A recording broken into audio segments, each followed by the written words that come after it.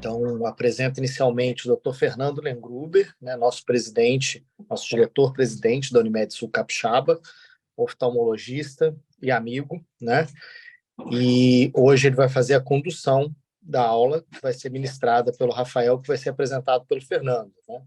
Então, aqui o palco é de vocês, o protagonismo é de vocês, eu vou estar aqui para ajudar no que for necessário, mas fiquem à vontade. Uma boa noite para todos que estão aqui, obrigado pela presença de todos, e a minha chatice de sempre, façam avaliação de reação ao longo aí da aula, tá? O link fica no chat, tá? Boa noite, Fernando, assume o volante. Bom, boa noite a todos. Queria primeiro agradecer ao Dr. Bruno Beber, né, que é o vice-presidente e dentro da área dele fica o Centro de Estudos, e agradecer ao Dr. Wilson o convite de hoje. Lembrar que esse é o segundo evento, na verdade, né, a segunda palestra que a gente está tendo com o Dr. Rafael. A gente já teve uma primeira sobre mídias digitais para os médicos, foi extremamente elogiado, dando feedback aqui, elogiado por todos, elogiado por conselheiros de administração. E aí, então, o Beber e o Wilson falavam, bom, vamos repetir outro tema, e outro tema que tenha também relevância e tenha importância, como a questão da Lei Geral de Proteção de Dados, a LGPD. O evento de hoje está sendo um pouquinho diferente.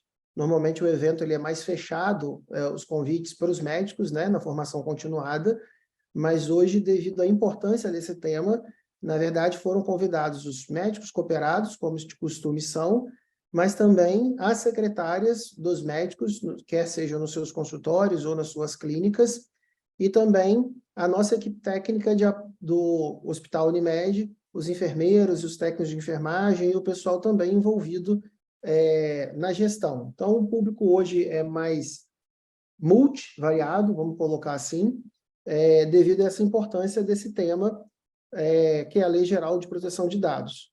O Dr. Rafael tem um currículo bastante extenso, eu não vou me delongar aqui no currículo dele, eu vou pinçar as principais coisas. Ele é advogado, ele é mestrando, tem estudar com ele, a gente olhando aqui, né, tem o MBA de gestão, tem 2 pós-graduações em cursos, tem 2 MBAs em cursos também, ele já foi do Ministério Público Estadual. Então, vou passar a palavra aqui para o doutor Rafael, deixar você à vontade, pedir aquelas pessoas que queiram fazer alguma pergunta, que façam as suas perguntas no chat, né? O número está bem grande aqui, de 67 pessoas agora, e aí quando terminar, a gente vai lendo as perguntas e fazendo um bate-bola, tá bom?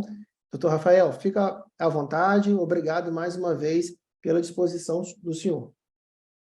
Boa noite a todos, prazer retornar aqui, agradecer o convite, doutor Wilson Júnior, doutor Bruno Beber, já considero, o Wilson é meu amigo de infância mesmo, doutor Bruno Beber, de tanto de conversar, já considero também amigo, e hoje tenho o grande prazer de conhecer o doutor Fernando também. Então, um grande prazer retornar aqui, bom que vocês gostaram da primeira palestra, eu sei que gravatinha assim é sempre um negócio meio delicado, mas a gente consegue se encaixar e conversar direitinho aqui. Inicialmente, eu peço só desculpa que às vezes eu olho para o lado por causa da segunda tela, que eu tenho uma tela maior aqui para projetar e a segunda tela onde ficam vocês. Então, peço só para não estranharem. Então, parabenizar a escolha do tema, é um tema muito novo mesmo, até para quem está trabalhando com isso, e tema de suma importância, como nós vamos ver, vamos conversar bastante. E queria começar mesmo elogiando novamente a participação da presidência e da vice-presidente da Unimed Sul Capixaba, porque somente assim para a LGPD e as boas práticas de governança corporativa funcionar, que é o chamado Zona de Top, que é o comprometimento da alta administração com essas formas de gestão administrativas, no caso, através da LGPD, mas é assim também através de valores éticos e bom funcionamento da empresa. Então, a simples presença da alta administração aqui já transforma o debate da matéria e melhora muito, dando o devido respeito que o Unimed Capixaba tem sobre a matéria. Também olhei o e-mail lá, pode ser que aconteça algum erro, mas foi através do convite do e-mail e através do o Dr. Bruno e o Dr. Fernando já falaram também que houve um convite estendido. Então, isso tem todo o caráter da LGPD mesmo, né? Eu vi convite do pessoal da análise de privacidade, assessoria jurídica, gerência de comunicação e marketing, gestão de pessoas e o pessoal de TI também. Aqui se situa também o grande desafio de falar de LGPD, que é uma lei extensa, é uma lei nova e de cunho transversal, interdisciplinar, multidisciplinar e com um corte transversal. Todo mundo que fala sobre em cursos de oratória, assim, que a primeira coisa você tem que conhecer e delimitar o seu público. E o público hoje é bem amplo. Então, isso demonstra não só o desafio da própria matéria em si, que ela é transdisciplinar, como também de falar com um público tão grande. Aqui, como já foi introduzido o meu currículo, eu queria apenas destacar que eu tenho, né, para ter conhecimento aqui, a certificação pela Exim. Isso aqui são 3 provas que você faz. A Exim é uma empresa holandesa, cunhada em proteção de dados também, que quando aprovado você consegue esse título de DPO através de todos esses brasões, né? Atualmente, advogado, sempre cito meu mestrado na MSCAM, que é muito interessante conviver diariamente com médicos, profissionais de saúde como um todo, e também a pós-graduação que eu faço no Einstein, focada especificamente em governança, ética e compliance na saúde também, para poder falar com os senhores dessa maneira tão aberta e direta.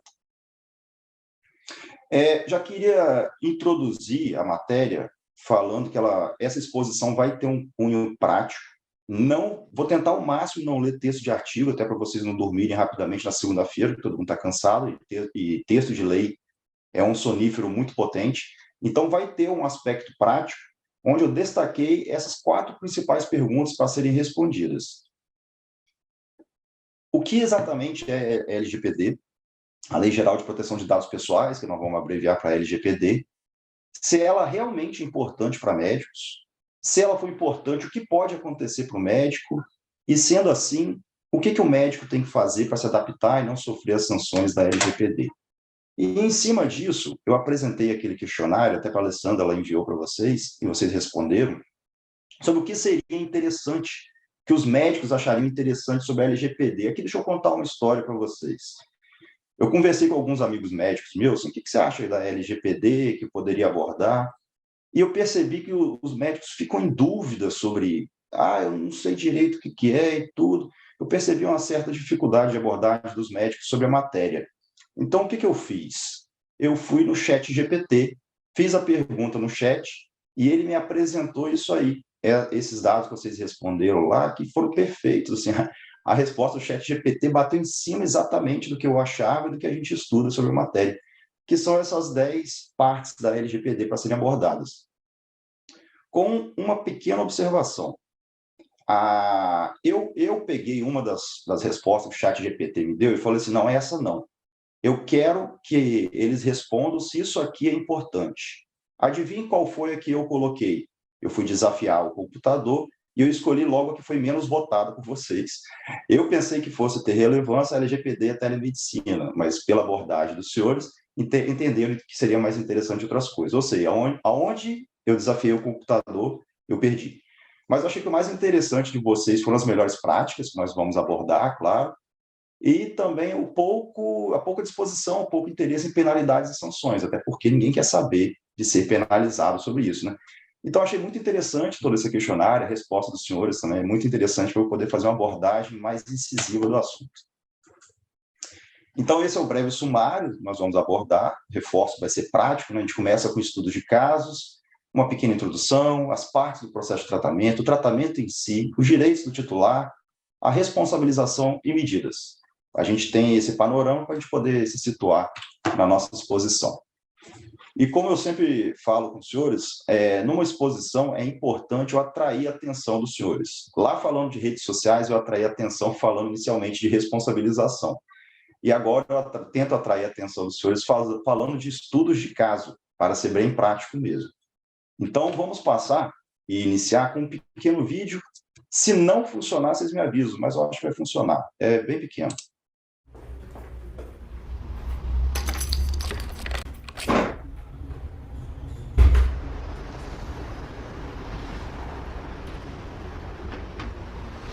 O áudio está saindo, pessoal, tá, né?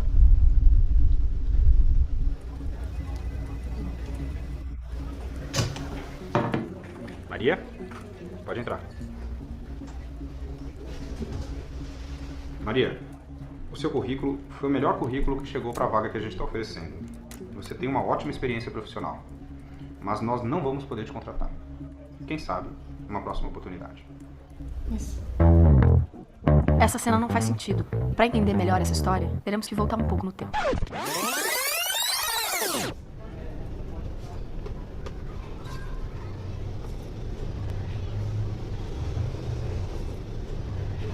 Verdade. Tem cadastro? Dá desconto. Dá seu CPF? Foi aí que eles me pegaram. O meu CPF serviria para rastrear tudo que eu compro ou deixo de pagar. Eu não tinha a menor ideia que essas informações poderiam parar nas mãos do meu entrevistador.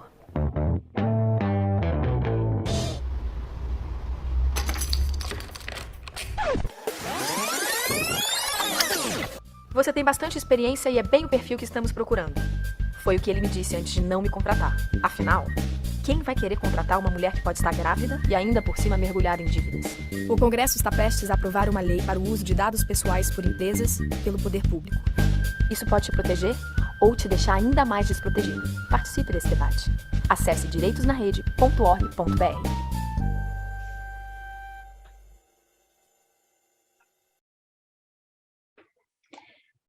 Pois é, pessoal, esse vídeo é um vídeo de conscientização anterior à própria edição da LGPD.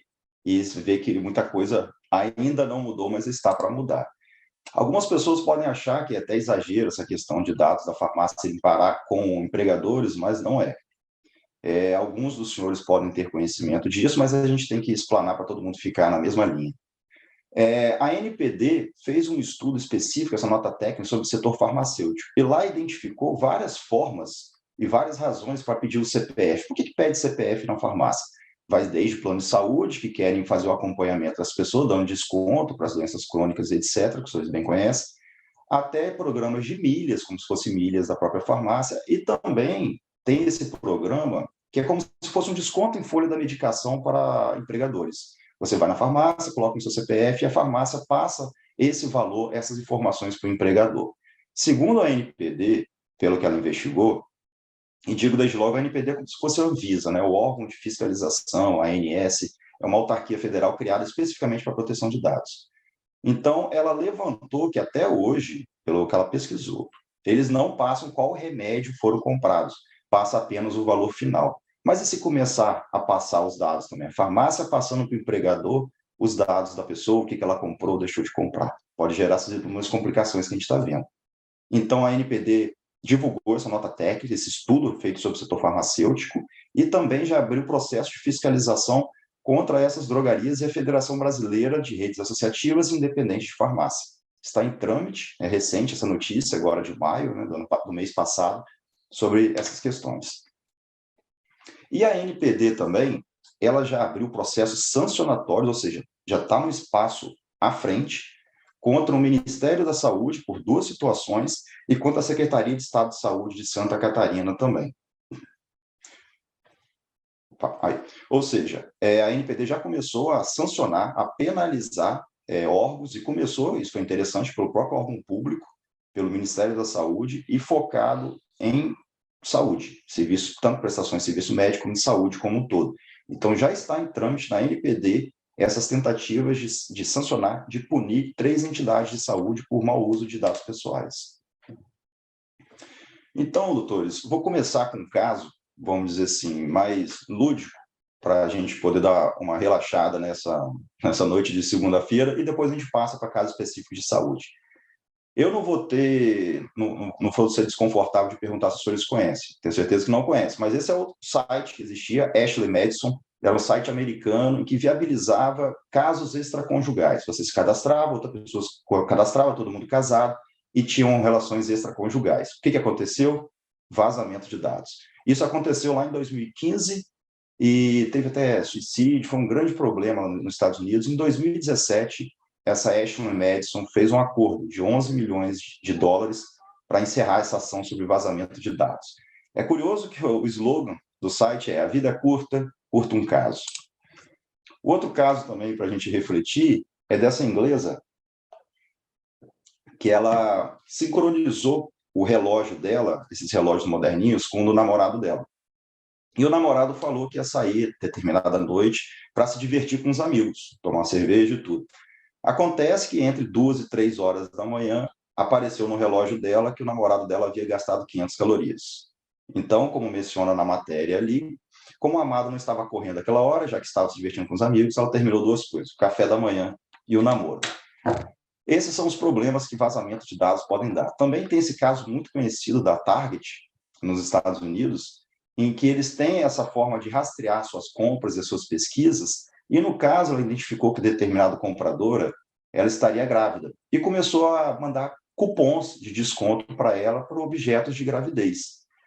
Só que acontece que ela era menor de idade, e o pai dela descobriu e chegou muito bravo, enfurecido na loja, brigou com todo mundo, e falou, segundo o pai, a filha, que ainda estava no ensino médio, sequer precisava daqueles produtos, e esse tipo de oferta poderia incentivar a gravidez precoce. Acontece que o sistema da Target era tão bom que realmente ela estava grávida, ou seja, a Target descobriu através da pesquisa dela a gravidez dela antes mesmo dela contar para os pais. Contudo, pouco tempo depois, foi a vez do pai ligar e pedir desculpas. Segundo ele, ocorreram eventos em sua casa envolvendo sua filha que ele desconhecia. Então, mais um caso de malversação de tratamento de dados pessoais que pode evoluir. E aqui a gente foca, depois dessa breve introdução, nos casos realmente de exposição de dados, vazamento de dados focados em direitos médicos e da saúde.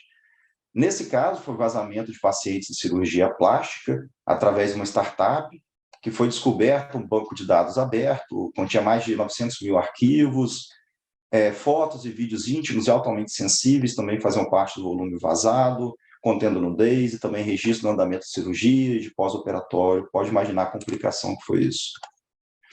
Também, esse outro caso, de 2020, que cybercriminosos invadiram uma clínica estética, ameaçavam vazar fotos de pacientes e ainda registraram. Não é exatamente uma visão agradável, o material que eles tinham.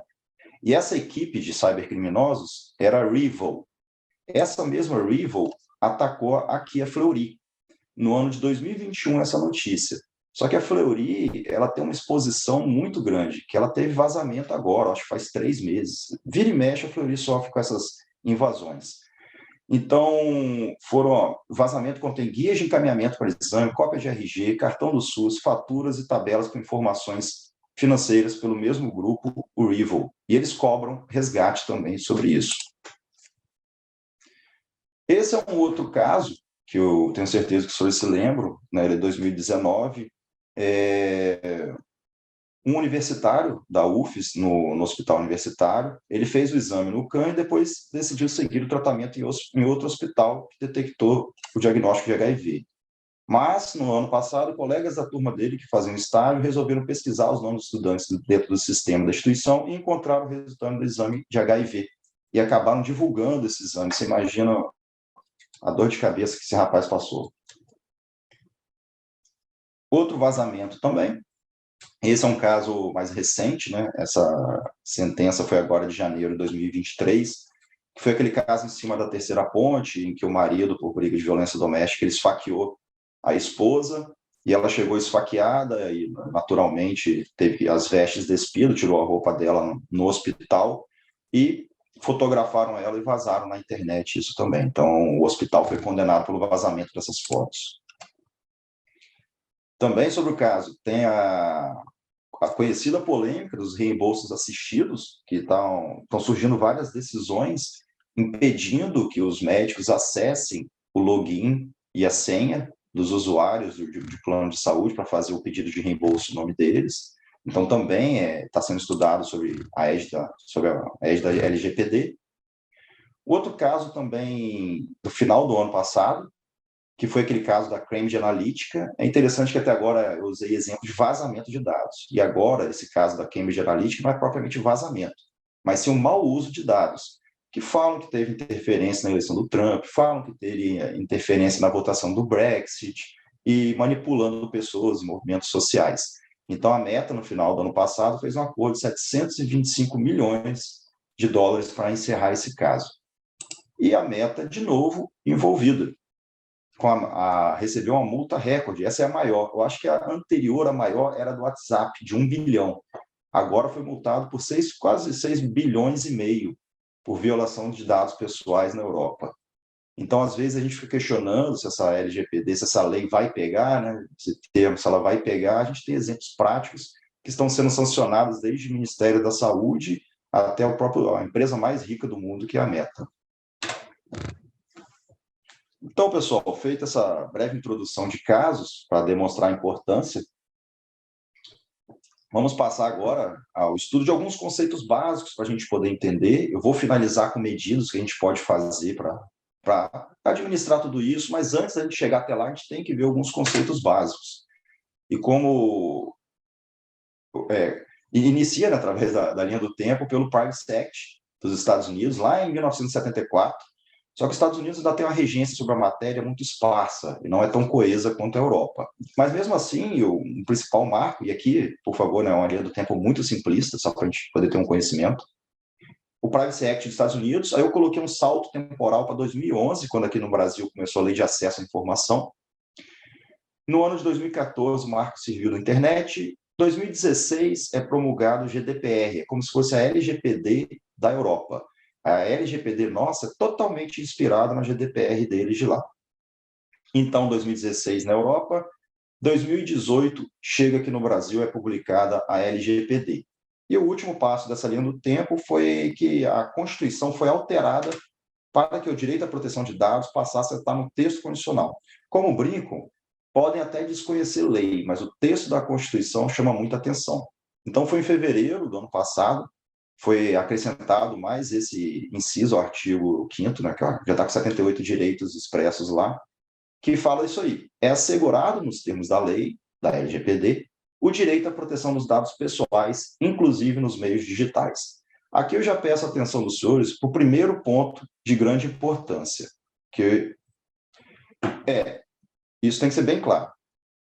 Proteção de dados pessoais não são só dados digitais, dados que estão em nuvem, dados que não são físicos. Os dados físicos também recebem a mesma proteção da LGPD. O que é dado físico? Vou usar um exemplo, é o prontuário. Aquele prontuário que não é eletrônico, prontuário físico, ele recebe a mesma proteção desses dados virtuais que a gente tem a primeira impressão. Então, mesmo se for uma prestação de serviço de saúde no papel, tudo que tiver no papel, ainda assim tem que respeitar a LGPD. Esse é o primeiro ponto de grande importância que eu queria falar para os senhores, que é repetido no artigo 1º da LGPD. Como eu disse, não vou ficar lendo o artigo, não, é só esses conceitos básicos, podem ficar tranquilos. Que protege os tratamentos de dados pessoais, inclusive nos meios digitais, ou seja, também os meios físicos e digitais. E, aqui é um outro ponto de grande importância, só protege dados pessoais de pessoa natural, do João e da Maria. Da Unimed, como pessoa jurídica, não recebe proteção da LGPD. Tem outros tipos de proteção, mas não da LGPD. O município também não tem direito. O que tem direito, por exemplo, são as pessoas que usam o serviço da Unimed. A Unimed em si não pode se valer da LGPD. E isso é uma pequena pegadinha que nós vamos conversar mais para frente. Terceiro ponto de grande importância, doutores. Tratamento de dados não é coisa de hack, coisa só de TI, tecnologia de informação, daquelas pessoas que ficam vendo tela preta com números verdes caindo. Não. O tratamento de dados é basicamente tudo o que você faz com dados. O que são dados? Por exemplo, o CPF da pessoa.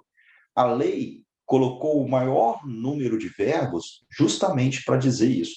Tratar dados é qualquer coisa que você faça com dado pessoal de alguém. Ele utiliza o verbo utilização, ou seja, você utilizar é muito amplo. Então, tudo que você utilizar dado, você está tratando dado, você tem que respeitar a LGPD. Você acessou um dado, você deve observância LGPD. Você apagou um dado, a mesma coisa. Você transferiu esse dado, a mesma coisa, e até mesmo armazenar. Alguma pessoa pode chegar assim, mas eu não trato dados. Mas você tem alguns dados de paciente, a data de aniversário, o CPF dele aí, não tem? Eu tenho. Você está armazenando, você tem que obedecer o que a LGPD fala, inclusive sobre data máxima de armazenamento de dados. É dessa forma, senhores.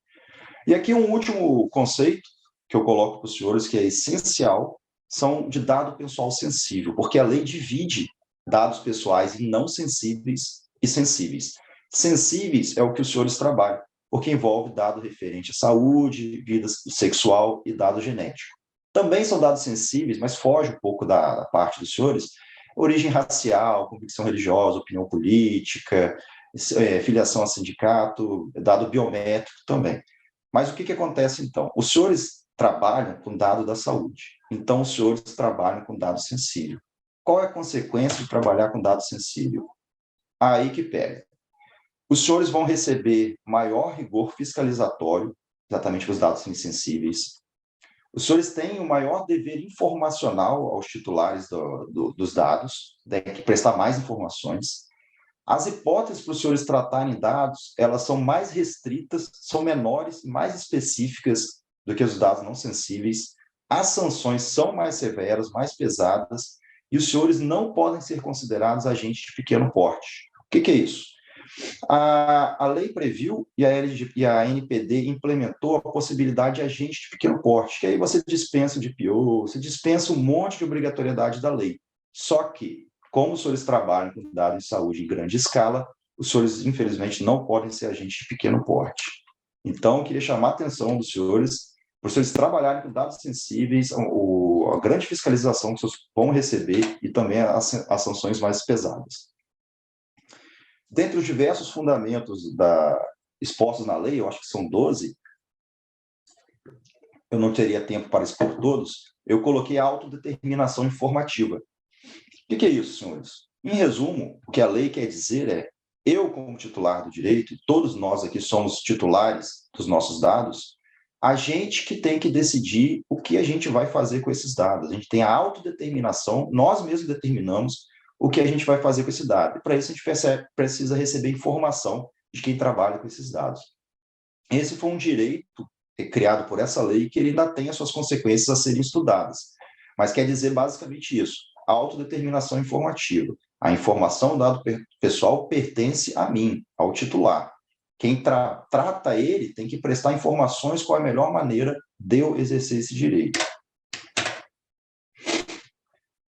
Um outro conceito também que é muito importante é sobre transferência internacional. Vocês falam assim, Rafael, mas eu não trabalho, eu não tenho sede em outro país, eu não tenho uma filial, não tem ninguém meu trabalhando lá.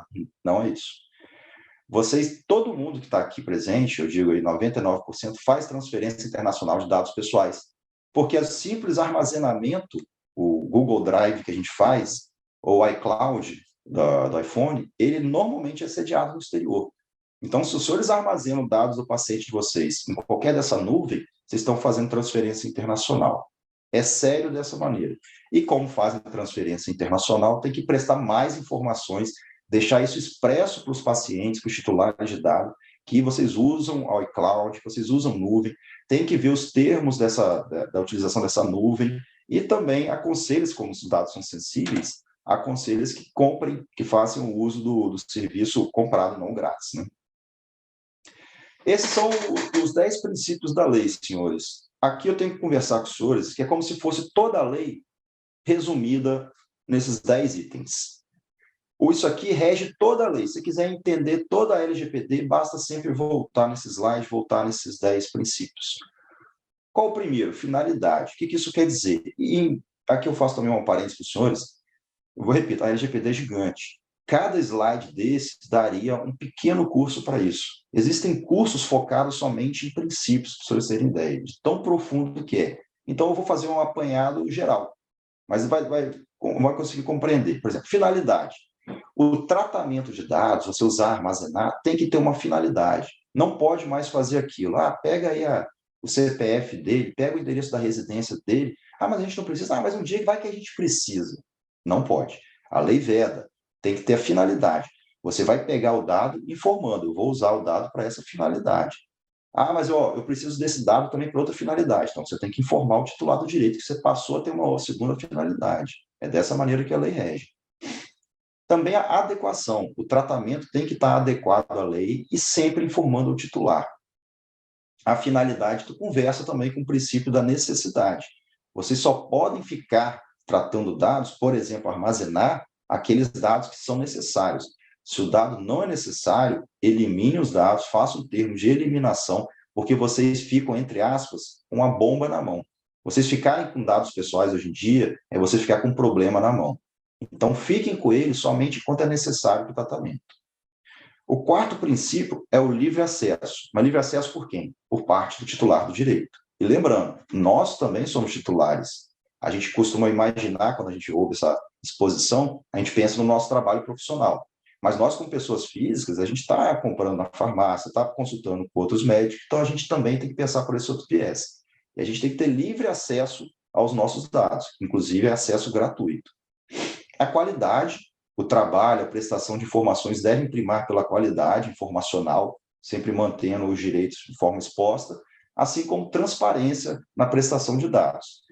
Dentro da transparência, e até mesmo puxando para a segurança de dados, que é outro princípio, todo o trabalho, a adequação à LGPD, você tem que fazer um planejamento. Normalmente é assim, você vai lá, conversa com cada funcionário para saber qual a atividade dele. E ali você identifica onde que trata dados. E nisso você faz um documento chamado ROPA, onde você vai colocando, ele trata dados nisso aqui para essa finalidade. E esse documento que forma no final, ele mede também o risco, faz a régua de risco, ele demonstra toda a transparência. Nós usamos esses dados para essa finalidade, na análise de risco, para tomar essas medidas assecuratórias. É assim que deve ser feita a adequação com a LGPD. Que também é focada na prevenção, não deixar os problemas acontecerem, obviamente, para poder agir, tem que tomar medidas desde antes. E aí entra Privacy by Design, Privacy by Default, que é a própria construção do ambiente virtual ou ambiente de tratamento de dados físicos também, ele deve ser feito para proteger, desde logo, o titular. Um exemplo basilar que a gente tem, quando a gente entra no site, assim, fala da política de cookie. Eu aceito ou eu nego. Não pode ser assim. Tem que saber tem que dividir os cookies que você aceita e qual que você vai negar e informar. E quando você puder exercer isso, você não pode deixar tudo preenchido e ok, porque você leva o titular de direitos a sair clicando e fornecendo o máximo de dados possíveis.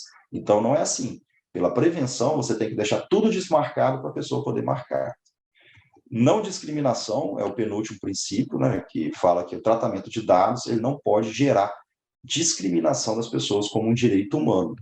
E nessa parte, nós vamos entrar um pouquinho mais para frente para falar especificamente sobre operadores de plano de saúde e a possibilidade de ter complicações sobre essa não discriminação, como a gente vê, está tendo polêmica, salvo engano, na LESP, né, de São Paulo, sobre estarem recusando autistas através de tratamento de dados, tudo isso.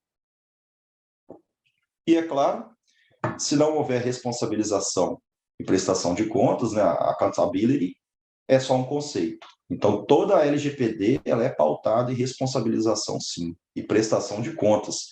A principal tônica, isso eu vou voltar várias vezes da LGPD, que é de se elogiar, é que ela estimula a criação de uma boa governança em compliance digital, tanto que tem surgido muito isso, para que a própria instituição ela se adeque, ela faça o seu panorama, toda a sua abordagem de dados, para saber toda essa estruturação com segurança, prevenção, para quando for investigada, e assim que tem sido feita, a NPD, quando ela vai investigar alguém, a primeira coisa que ela pede é como está a sua estruturação, suas boas práticas, seu roupa, como está funcionando tudo isso. Ou seja, ela pede a estrutura da empresa, e ela respeita a estrutura da empresa, inclusive como atenuante de sanção, como a gente vai ver para frente. Então, toda a LGPD, ela quer que as empresas criem a sua própria estrutura de proteção de dados. Não é uma lei que visa punir a todo rigor. Ela quer, sim, essa estruturação em boa governança corporativa.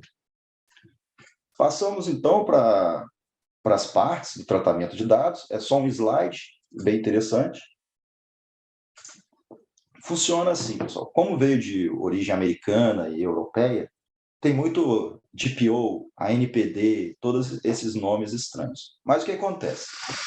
Existe o titular, vamos chamar aqui o paciente, ou a gente no dia a dia, existe o titular dos dados, vamos usar o paciente. E o controlador. O controlador é a principal engrenagem de tudo isso. O controlador é quem vai tratar os dados e determinar para que esses dados vão tratar. Por exemplo, é o seu consultório, é o seu hospital, é a Unimed, que pode ser controladora. E na hora de tratar dados, ela pode subcontratar isso. Ao invés de, por exemplo, a clínica, a pessoa jurídica clínica tratar os dados, ela pode contratar, por exemplo, um contador para tratar os dados financeiros e tudo. Então, é como se ela estivesse passando isso para um operador A. Aqui o hospital, clínica Unimed, passa para um operador A ou outro operador B. Por exemplo, o hospital pode dividir esses dados com uma empresa de diagnóstico, alguma coisa do tipo, que, por sua vez, pode subcontratar, desde que autorizado no contrato pelo controlador.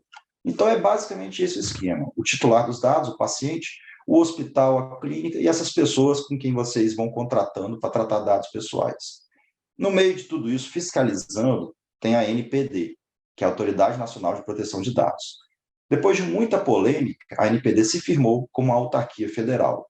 Ou seja, é como a ANS, como a Anvisa, dessa forma, sediada em Brasília, etc.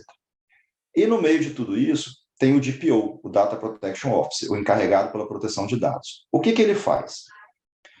Ele zela por toda essa governança corporativa, toda a estruturação e tudo, mas aconteceu algum problema. A NPD entrou em contato com o controlador, do tipo, ó, foi reportado a mim que vazaram os dados. Então, eu quero a resposta. Quem conversa é o DPO.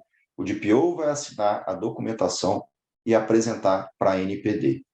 Da mesma forma, quando você vai fazer toda a adequação da sua empresa, etc., a LGPD, normalmente, indica-se a contratação de alguém específico, óbvio que saiba disso. Essa pessoa vai fazer toda a estruturação que será acompanhada pelo DPO. O DPO, essa empresa terceirizada, vai fazer a adequação e o DPO fica acompanhando e assinando. Ó, isso aqui está correto, isso aqui tem que voltar para refazer e tudo. O DPO ele pode ser tanto alguém de dentro da empresa, a NPD ainda não especificou da onde que tem que vir esse DPO, pelo contrário, ela publicou falando que ainda não tem regulamentação, então pode ser alguém de dentro da empresa nomeada para esse cargo. E nisso tem até a brincadeira que roda falando assim, bom dia para você que acordou o DPO, né? A empresa, a lei surgiu do nada e precisa de um DPO, aí o administrador fica naquela pressionada e pega alguém do TI e fala assim, você a partir de amanhã é o DPO, aí o cara, caramba, tem um nome bonito, mas e aí? Sabe lidar com essa problemada? Então, o DPO ele pode ser alguém da empresa ou um DPO contratado por fora para prestar esse serviço, que é o chamado DPO as Service. Então, só essa estrutura de partes que a gente tem que ter conhecimento para a gente passar propriamente à área de tratamento de dados. Então, doutores, eu começo falando sobre o ciclo de vida dos dados. O que é mais importante no ciclo de vida dos dados? É saber que existe um ciclo de vida dos dados, ou seja, ele nasce, cresce, reproduz e morre. Ele tem que morrer. Os dados não podem ficar assim, vai que eu preciso disso aqui no futuro. Eu já falei, vou falar várias vezes, isso é problema. Ficar com dados pessoais armazenados sem necessidade é problema. Então, estruturas que normalmente você coleta o dado, né? O titular dá esse dado para você, o CPF, os exames que eles fazem, tudo. Você processa para alguma finalidade que você entenda conveniente para o seu funcionamento. Depois você faz análise, você pode compartilhar ou não, você pode armazenar dependendo das características, pode tirar do armazenamento para reutilizar, mas você tem que eliminar. E depois, se você quiser, você pode coletá-lo de novo, mas tem que eliminar. Saibam sempre disso, isso é um dado muito importante. Aqui, senhores, a gente fala sobre as hipóteses de tratamento de dados. O que é isso? Vou simplificar bastante. Para vocês tratarem dados, vocês têm que ter a justificativa. Eu estou tratando esse dado para isso.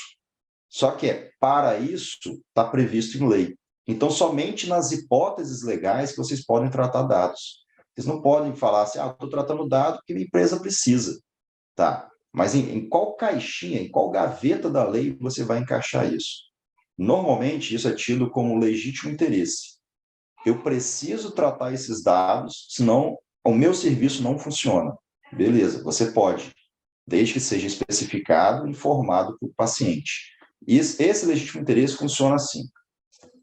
Todo prestador de serviço quer colocar tratamento de dados como se fosse legítimo interesse, porque é o mais fácil. Só que a lei é esperta e complicou bastante a vida de quem quer trabalhar com legítimo interesse. A principal coisa que você tem que fazer é um relatório de impacto. É para legítimo interesse? Você só consegue trabalhar dessa forma? Então você tem que ter um relatório de impacto se acontecer algum problema sobre isso, dentre várias questões. Não é o recomendado, isso aqui é o último caso.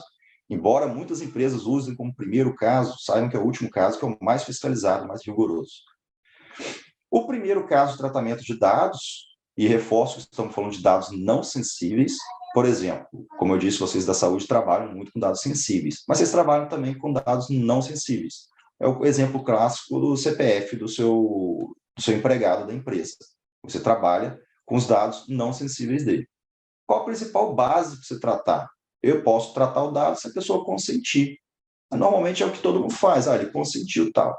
Beleza. Consentimento, nós vamos conversar um pouquinho mais para frente sobre as especificidades dele. Mas o principal é o consentimento, ele é revogável a qualquer tempo. Você baseia lá, eu faço esse tratamento aqui no consentimento. E a pessoa vai lá e fala assim, eu retiro meu consentimento, não dou mais meu consentimento. Se você estruturar toda a sua empresa de tratamento de dados no consentimento e a pessoa tirar, você acaba com sua base de dados. E sem base de dados não existe planejamento estratégico de saúde, não preciso nem falar disso. Mas existem outras. Só com consentimento que eu posso tratar dados? Não. Por exemplo, a cumprimento de uma obrigação legal. E é tão amplo quanto parece mesmo. Se tiver alguma lei, não só lei, por exemplo, se regulamento do CFM ou do CRM determinando que você precise manter ou tratar os dados, você pode encaixar aqui. Você não precisa do consentimento da pessoa. Vou tratar os dados porque o CFM ou a lei me obriga. Está aqui, está justificado. A administração pública pode tratar dados não sensíveis para desenvolver sua política pública. Também tem questão de pesquisa. Aqui, muito importante, processo judicial, administrativo, arbitral, ou seja, para o médico se defender, ele pode usar os dados pessoais do paciente, pede o sigilo e junta no processo, que seja um processo na justiça, que seja um processo no CRM, ele pode juntar. Tem essa hipótese legal. Mas tem aqui, proteção da vida. Lembre-se que estão falando de dados não sensíveis. Beleza, para proteger a vida, você pode acessar o celular da pessoa, se tiver sem desbloqueio, pode pegar o cartão que está na carteira dela, etc. Para proteger a vida, dados não sensíveis. Para tutelar a saúde, beleza, estamos falando de dados não sensíveis ainda. Também pode, você especifica, estou tratando os dados não sensíveis para tutelar da saúde, por causa disso, isso. Perfeito. Para proteger o crédito, isso aqui é uma concessão da lei às grandes empresas, você pode tratar dados não sensíveis e executar contratos. Então, essas são as hipóteses de dados não sensíveis que tem que ter cada tratamento da sua empresa especificado em umas hipóteses dessas. Mas, em seguida, a gente passa para os dados sensíveis. E aqui fica um pouquinho mais complicado. Continua podendo falar de obrigação legal por tudo que a gente viu lá, administração, pesquisa, processo judicial, proteção da vida, tutela da saúde, ok. Mas você não pode trabalhar dados sensíveis, por exemplo, para proteção do crédito, não pode. Dados sensíveis você não pode para legítimo interesse, que é falar assim, eu preciso disso para minha empresa funcionar. Você não pode. Você vai ser sancionado se você colocar como hipótese de tratamento de dados sensíveis. Consentimento pode, mas o consentimento tem que ser específico e destacado. Aqui eu gostaria de dar uma específica atenção dos senhores também. Por exemplo, o TCLE, para procedimentos em geral, tem que ter ou um TCLE específico para tratamento de dados ou uma cláusula nesse TCLE, termo de consentimento livre esclarecido, de procedimento que os senhores fazem, de medicina e tudo, falando sobre tratamento de dados. Tem que ser específico e destacado. Se não for, por exemplo, isso é questão de estratégia, se vocês deixarem isso para dentro do contrato de prestação de serviço, pode dar problema para os senhores. Eu aconselharia juridicamente a colocar nesse TCLE, que tem sempre que ser revisto. Eu conversei com os senhores isso na aula de mídias digitais e reforço aqui. Quando acontece um caso muito grande e o médico vê, mesmo que a pessoa prove que não houve erro médico, tem se determinado muita indenização baseada na falha do dever informacional, que é um TCLE mal feito, um TCLE que não foi bem explicado. Então, tem que ter essa atenção específica agora, tratamento de dados sensíveis, também de LGPD. E uma outra hipótese prevista é a garantia de prevenção à fraude e segurança do titular. Isso foge da área de vocês, mas também foi colocado aqui para a lei permitir o trabalho de grandes empresas desse assunto. Né? Então, pessoal, o que mais chama atenção, sem dúvida, é o consentimento. Então, eu separei brevemente algumas observações, os bullet points, sobre o consentimento. O primeiro é a manifestação tem que ser livre, informada e inequívoca. Não adianta você só pedir para a pessoa assinar o consentimento e depois ela falar assim, ó, nem lembro de ter assinado isso. Nunca ouvi falar que eles iam tratar meus dados sensíveis, que fosse para isso, que fosse para aquilo. Então, tem que explicar, tem que conversar pelo menos isso. Eu vou explicar LGPD para o meu paciente. Não, não é isso. É só explicar, só nós vamos precisar esse dado seu para essa finalidade, para a gente poder continuar no serviço. Só isso. E você esclareceu, coloca para assinar do lado ou faz um termo separado, conforme o advogado que assessorar vocês a orientar. É dispensado o consentimento, isso está na lei, se os dados foram publicados pelo próprio titular.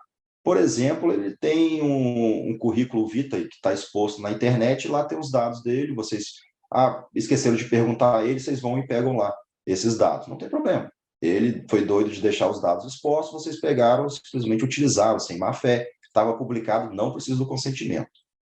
Mas, como eu disse, se vocês compartilharem, pegou o consentimento, está tratando com o consentimento do paciente. Mas eu preciso compartilhar com a empresa de diagnóstico. Tem que ter novo consentimento. Se você for compartilhar para outra pessoa jurídica, você tem que pedir novo consentimento, porque ela deu o consentimento para você. Ela não deu o consentimento para outra empresa ou para você fazer o que você quiser. E como eu disse, se você mudou a finalidade, eu preciso do seu dado para essa finalidade aqui, é isso aqui eu preciso para conversar com você, para a gente poder fazer uma operação, alguma coisa. Se você mudar essa finalidade, você conversa com o seu colega, a gente poderia usar esse dado também para isso. Mudou a finalidade, você tem que informar ele, vai continuar com a gente, mas a gente agora tem duas finalidades para o seu dado, você tem que informar ou isso vai dar problema. Ponto delicado, doutores. O consentimento, pela lei, ele pode não ser escrito. Assim como o TCLE, o termo de consentimento livre esclarecido de cirurgias, ele não obrigatoriamente é por escrito. Vocês podem registrar no prontuário para pequenos casos e tudo. Mas juridicamente eu aconselho a fazer de forma não escrita? Não. Juridicamente eu não poderia falar isso para os senhores. Juridicamente eu falo, tem que ser por escrito, para vocês poderem comprovar. De nada adianta ficar a palavra de um contra o outro. Mais 3 observações sobre consentimento. Doutores, autorizações ou consentimentos genéricos são nulos. Eu autorizo a Unimed a tratar meus dados pessoais. Não pode. Você tem que especificar, lembra lá, traz o princípio da finalidade. Como eu já disse com os senhores, o consentimento é revogável a qualquer tempo, e isso pode trazer complicações para a atividade diária dos senhores, eu teria que reestruturar tudo. Bastava lá atrás ter uma orientação jurídica para conseguir outra base de tratamento legal, e não ficar dependendo do consentimento. E na transferência internacional, que a gente comentou lá, mas eu não faço transferência internacional, lembre-se, armazenamento em nuvem, normalmente essa nuvem está fora, está no exterior. Então, vocês têm que informar previamente ao paciente, ao titular de dados como um todo, que você está tratando os dados dele e mandando para essa nuvem. Mais uma especificidade, acredito que todos os senhores trabalhem com criança e adolescente, e a lei prevê questões específicas para tratamento de dados pessoais de criança e adolescente, eu não poderia deixar de conversar isso com os senhores. É específico o consentimento quando versar criança e adolescente, em destaque por pelo menos um dos pais ou responsável. Assim como tudo, tem que ir lá o pai ou responsável e assinar do lado. Vocês têm que deixar pública essa informação através de um aviso de quais são os dados coletados de criança e adolescente, qual a forma que vocês vão utilizar esses dados e como o titular pode exercer seus direitos. Repito aquilo que eu falei lá na nossa conversa sobre o uso das redes sociais. Eu sou apenas um mensageiro, por favor. Não fiquem bravos comigo, estou trazendo essa coisa aqui, esse cara é doido. Estou somente trazendo o que está na lei e que em breve vai passar a ser exigido cada vez mais. É aquilo que a gente conversa, é o apetite de risco da gestão do trabalho dos senhores. Tem gente que acha que vale a pena, não vou me adequar e tudo, eu aceito esse risco e quero trabalhar com ele. É uma escolha dos senhores, não poderia interferir na escolha, mas juridicamente eu não poderia dar esse aconselhamento, porque como a gente já viu, e a gente vai ver através de outros exemplos, a fiscalização tem aumentado sobre tudo isso. Então tem que manter esse aviso público, se for trabalhar com dados de criança e adolescente. Mas eu consigo sem consentimento? Só em 2 oportunidades que pode tratar dados pessoais sem consentimento de criança e adolescente. Ou seja, aquelas regras que nós vimos lá não se aplicam aqui. Aqui tem especificidade, aqui tem exceções. Só pode tratar sem consentimento quando for necessário para entrar em contato com os pais ou responsáveis. E ainda assim, vai ser só uma única vez e não pode armazenar. Também é possível tratar sem consentimento de criança e adolescente se for para a sua própria proteção da criança ou do adolescente, e você não pode repassar essa informação para terceiras pessoas.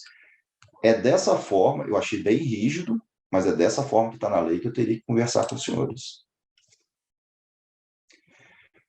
Aqui é um ponto, eu acho, bem sensível para conversar com os senhores. Eu faço uma mentoria com uma pessoa, eu não vou ter delicadeza de falar o nome dela, mas ela está sendo até cotada para o Conselho Nacional de Proteção de Dados e tudo. Eu conversei muito com ela sobre qual a abrangência desse dispositivo, porque ele, para mim, ele tem um efeito catastrófico para a operadora de plano de saúde, por exemplo, para a Unimed. Eu não sei se vão aplicar dessa maneira ferrenha ou se vão relativizar esse artigo. Esse artigo fala o seguinte, ó, é proibido às operadoras de plano de saúde o tratamento de dados de saúde. O que é tratar, pessoal? Como eu disse, é tudo que envolva dado. Ou então, o operador de saúde não pode tratar dados para a prática de seleção de riscos. Para contratar pessoas ou modalidades, está vedado, pela lei está vedado. Também não pode na contratação e exclusão de beneficiários. Não pode tratar dados para contratar ou excluir beneficiários. Isso, para mim, é muito grave, inviabiliza qualquer funcionamento de operador de plano de saúde. Como assim eu não posso tratar dado para saber se a pessoa tem uma doença pré-existente ou não tem, tudo. Repito, é dessa forma que está na lei. Eu até conversei com ele para ele escrever um artigo científico sobre isso, defendendo que esse artigo está ruim, que ele precisa ser adaptado. Eu acho, inclusive, que ele tem que ser conjugado com aquele princípio que a gente conversou, da não discriminação. Beleza, operadora de plano de saúde não pode fazer esse tratamento de dados para seleção de risco, contratação e exclusão de beneficiário, se tiver intuito discriminatório. Aí, beleza, tem uma carga de comprovar se vai ser discriminatório ou não. Mas reparem que discriminação não está escrito aqui. O artigo é simples e direto. O operador de plano de saúde não pode tratar dados para fazer seleção de risco, contratação e exclusão de beneficiários, ponto. Então, vamos acompanhar, é novo, mas o que eu sempre digo, quem entende disso tem que correr atrás e trabalhar para que se forme uma jurisprudência, um entendimento que não seja absoluto dessa maneira. Vamos ver quem junta os melhores argumentos e chega primeiro. Prosseguindo, então, doutores. Como eu disse, frisei, o ciclo de vida dos dados ele tem que ter um término, tem que terminar. E quando termina? Nessas 5 hipóteses. Quando a finalidade, né, eu colhi seu dado para isso, ela alcançou, acabou, terminou. Os dados deixaram de ser necessários ou pertinentes, não tem mais necessidade, aquele princípio que a gente viu. Você falou que ia colher o dado durante esse período aqui, esse período chegou, então acabou, tem que acabar, tem que terminar e fazer auto de destruição para ter comprovação, não é simplesmente eliminar, isso pode voltar contra os senhores. Se o titular requerer e for pautado no consentimento dele, aí tem direito de terminar, vocês têm que terminar também. Ou determinação da agência nacional, ela fala, ó, para de tratar dados, você está tratando errado, aí tem que acolher também. Ah, mas eu posso conservar os dados? Muito interessante essa previsão também. Pode conservar os dados nessas 4 hipóteses. Quando, pessoal? Cumprimento de obrigação legal pelo controlador. E eu já até anotei aqui para eu não poder esquecer. Vocês podem conservar os dados dos seus pacientes nessa questão do prontuário. Eu tenho até um post no meu Instagram, quem quiser seguir, ele tem dicas de direito à saúde, direito médico, é saúde e direito, que eu falei sobre a questão do prontuário médico. Qual o prazo que eu preciso manter o prontuário médico? O prazo, fala na lei, que é 20 anos a partir da última alteração. Esse é o prazo que tem que manter. Só que a jurisprudência fala assim, o STJ fala que o prazo da prescrição para entrar com a indenização de erro médico, ela só começa a correr a partir do momento que o paciente toma conhecimento. Aí os senhores podem pensar em quais exemplos tem, mas o exemplo básico é quando esquece alguma coisa dentro da barriga do paciente, por exemplo. Ele só vai descobrir isso lá na frente, a partir de então, começa a correr o prazo de 5 anos da prescrição. E uma outra questão também, não corre prazo prescricional para menores de 16 anos. Ou seja, fez a operação na criança, só quando ela alcançar 16 anos que vai passar a correr o prazo prescricional. O que eu quero dizer com isso? A minha orientação jurídica é, vocês têm que manter esse prontuário médico para sempre, ad eterno. Digitaliza ele, toma as medidas de segurança nesse armazenamento e mantém. E vocês vão justificar nisso aí, cumprimento de obrigação legal. salvo engano, artigo 16.1 da LGPD, que vocês podem manifestar. Existe entendimento, tem que falar para os senhores também, que é pegar o prontuário e entregar para o paciente, fazer um termo de recebimento, entrega o prontuário para ele e acaba com isso. Só que a própria lei do ato médico fala que o prontuário é obrigação, direito do paciente, mas obrigação de manutenção do médico. Então, isso pode gerar uma complicação para os senhores. Minha orientação jurídica: digitaliza, toma os cuidados de armazenamento e mantém para sempre lá. E prosseguindo, vocês podem manter os dados também, se algum órgão de pesquisa pedir. Vocês podem transferir para terceiro, desde que respeitada toda a lei, tem que ter um panorama, um relatório de impacto para saber sobre essa transferência, mesmo após o uso. E para uso exclusivo de vocês, desde que vocês não passem para terceiro, e vocês têm que anonimizar. Anonimizar é realmente pegar o nome da pessoa e trocar lá para o asterisco. Aí, a partir daí, a LGPD não se aplica, porque você não tem mais como ligar isso à pessoa. Você pode continuar trabalhando esse dado para poder prestar melhor o serviço hospitalar, por exemplo, sim, baseado nisso, desde que anonimizar. Transformar em asterisco, tirar o nome da pessoa, manter só o dado mesmo. Vamos entrar agora, senhores, no... acho que é o penúltimo já, antepenúltimo tópico. Direitos do titular. Aqui a gente sempre tende a pensar como agente empresário e o paciente do outro lado. Mas pense também você no dia a dia, que você faz compras online, e você tem esse direito. Então, essas informações servem para você, tanto como cidadão, consumidor, quanto para profissional também. Novamente, simplifiquei esses 9 direitos. O primeiro é a pessoa tem direito a confirmar que você está tratando dados. Ela entra com um requerimento: você está tratando dados meu ainda? Aí você fala: tô, ela tem esse direito. Ela tem o direito de acessar os dados dela. Ela tem direito de corrigir dados errados para que sejam mantidos dados corretos. Direito de pedir anonimização, que é transformar em asteriscozinho, brincadeira. No bloqueio, de bloquear e eliminar. Ela pode pedir isso, desde que esteja no direito dela. Se vocês tiverem forma de manter, vocês podem manter, como nós já conversamos. Tem direito de pedir esses dados e portar, né? Levar o prontuário para outro médico, é direito dela.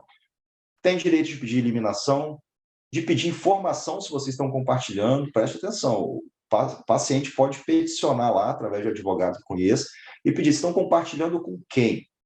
E eu quero eliminar os dados. Aí você fala: não, tudo bem, está aqui, está eliminado. Mas você compartilhou esses dados. Eu quero também que você me informe com quem você compartilhou e você determine que essas pessoas também tenham que eliminar. Então, toda essa cadeia de compartilhamento de dados pessoais, ela tem que estar estruturada, tem que estar formalizada para vocês prestarem essa informação. E falando em informação, ela também tem o direito de saber o que acontece se ela não consentir. Você pede assim: eu preciso do seu consentimento para armazenar seus dados. E se eu não der meu consentimento? A pessoa encarregada não precisa ser o médico, pessoal. Mas assim, o médico pode fazer um encaminhamento para uma pessoa que saiba explicar isso para ela. Se você não consentir, vai acontecer isso, isso, isso e aquilo. Ela também tem direito, e a gente já bateu bastante nisso, em revogar o consentimento. Falar: não te dou mais o direito de trabalhar. E isso pode ruir a estrutura de tratamento de dados dos senhores, se os senhores não estiverem bem estruturado. Tem que ter essa atenção. Aqui mais um artigo de lei interessante, que diz basicamente assim: o titular dos dados tem o direito a solicitar a revisão de decisões tomadas unicamente com base em tratamento automatizado. Ou seja, tratamento automatizado, inteligência artificial, cada vez mais utilizada na medicina, para tratamento, seleção de riscos de pacientes. Se essa decisão for tomada puramente de forma automatizada, o paciente tem o direito de pedir um recurso sobre isso. E aqui tem uma pegadinha para os senhores. O que não consta da lei?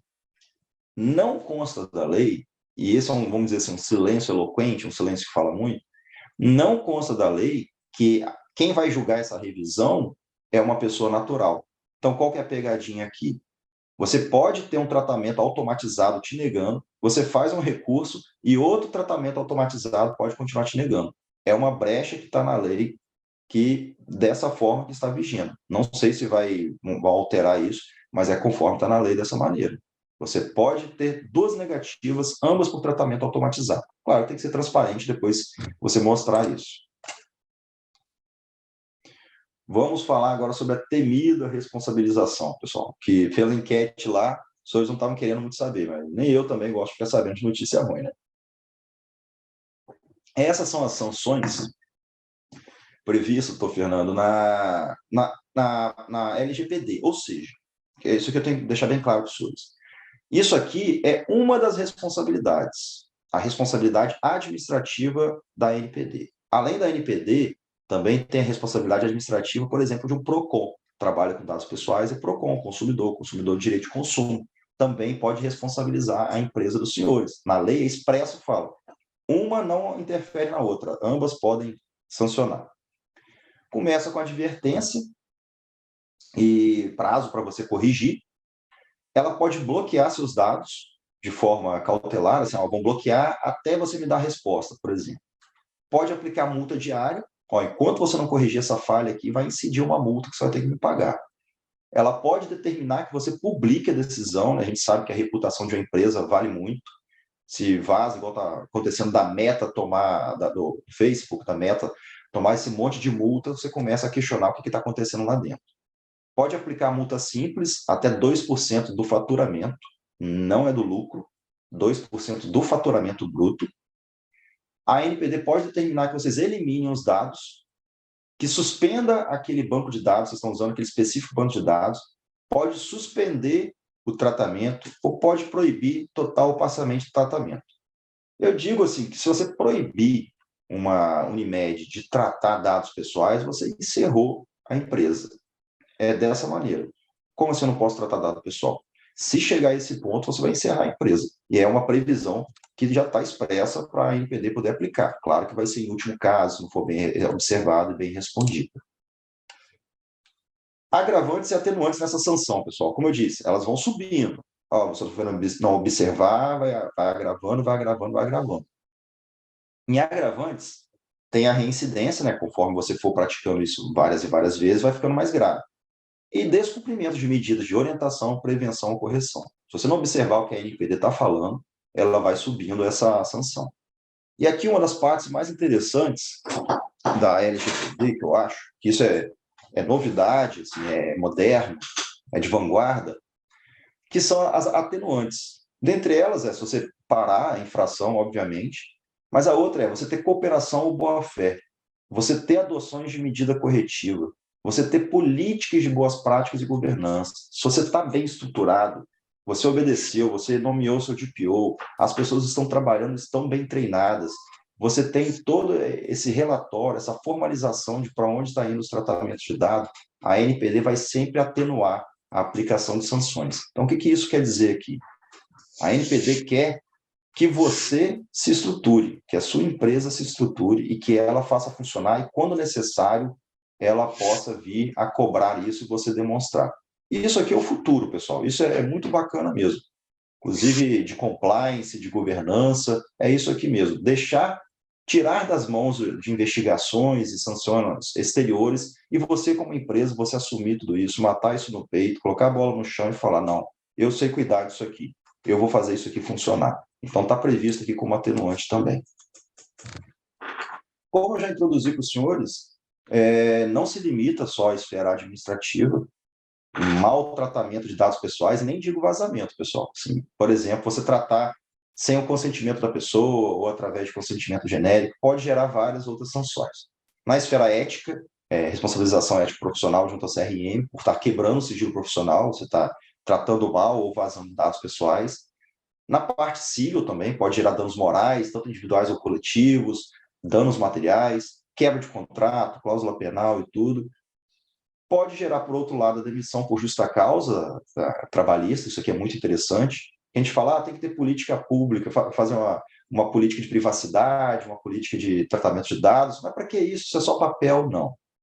Se você tem isso por escrito e você tem sua equipe treinada e a pessoa desobedece às normas de proteção de dados, você tem substância suficiente para fazer uma demissão por justa causa. E também pode gerar complicações no direito penal, tanto o Código Penal protege sigilo, quanto o Código de Defesa do Consumidor também tem previsões penais. E aqui, pessoal, sempre trazendo para a parte prática, algo que me preocupou, essa notícia agora de março de 2023. Em resumo, uma pessoa foi demitida sem justa causa e ela entrou na justiça falando que a indenização dela teria que ser, na justiça do trabalho, falando que a indenização dela teria que ser maior. Para isso, ela juntou planilhas do sistema de gerenciamento de internação daquele hospital. O que acontece? A Justiça de primeiro grau entendeu que, ao fazer isso, essa pessoa estava quebrando a LGPD e publicando dados pessoais. Então, a pessoa entrou para aumentar a indenização dela, a Justiça inverteu e fez a rescisão indireta do trabalhador, foi julgado improcedente, sendo punido com a dispensa por justa causa, transformou em justa causa. Por que isso me preocupou? Porque, com todo mundo que eu já conversei também, isso está errado. Lá atrás nós vimos que é justo você pegar dados pessoais e utilizar na defesa de processos judiciais, etc. e tal. E, além de tudo, você está colocando isso na Justiça do Trabalho, dentro do Poder Judiciário. E o Poder Judiciário decrete o sigilo da informação. Ela não pode punir se você pegou elementos para comprovar a sua tese. Ah, mas foi trabalhador. Pense por outro lado. Pense que a sua empresa precisando juntar dados para se defender de alguma coisa na Justiça, e a Justiça falando que você está quebrando a LGPD porque você está juntando dados. Então, isso é polêmico, me parece errado, porque todo mundo que eu conversei estava errado, mas é uma má aplicação da LGPD na Justiça. E também, com quem eu converso, a gente chega a essa conclusão assim. As pessoas não têm tanto receio da NPD ainda. Tem receio, mas nem tanto. Mas dos órgãos da Justiça tem, porque os órgãos da Justiça não entendem tanto da LGPD ainda, né? Que seja o Ministério Público, seja o Poder Judiciário, que seja a delegacia, não entendem e corre o risco de acabar aplicando de forma equivocada. Isso é um grande risco que tem sido identificado para as empresas. Tem que conversar bastante com o setor jurídico para saber trabalhar isso, porque, infelizmente, os setores da Justiça estão assoberbados, as varas têm 3, 5 mil processos, não conseguem ter essa especialização necessária. Então, para isso, tem que ter o jurídico da sua empresa, que seja o seu advogado, o jurídico do médico, do hospital, pronto e estudado para isso. Olha só, a primeira matéria é de março. Ações judiciais sobre a LGPD aumentam em mais de 500% em 2 anos. O levantamento do escritório de advocacia mostra que o número disparou desde quando a lei passou a vigorar. E essa outra matéria, agora é do dia 30 de junho. Milhares de ações na Justiça citam a LGPD. Mais de 63 mil ações sobre o assunto foram ajuizadas na Justiça do Trabalho entre 2017 e 2022. Isso me preocupa nesse sentido, de colocar com pessoas que não conhecem tantas as especificidades e ter que decidir e acabar gerando muita justiça.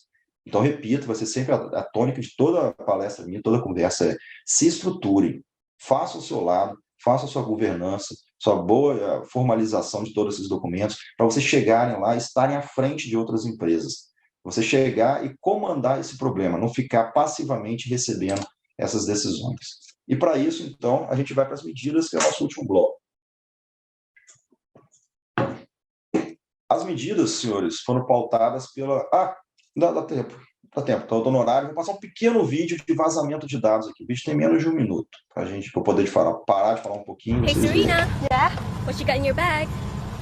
It's my new heels for graduation.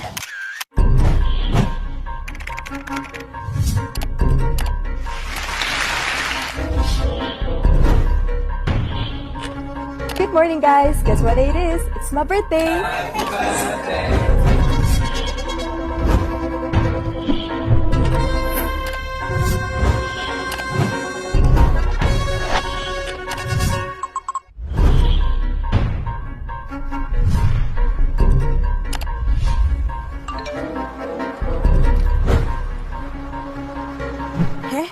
Where are these charges coming from?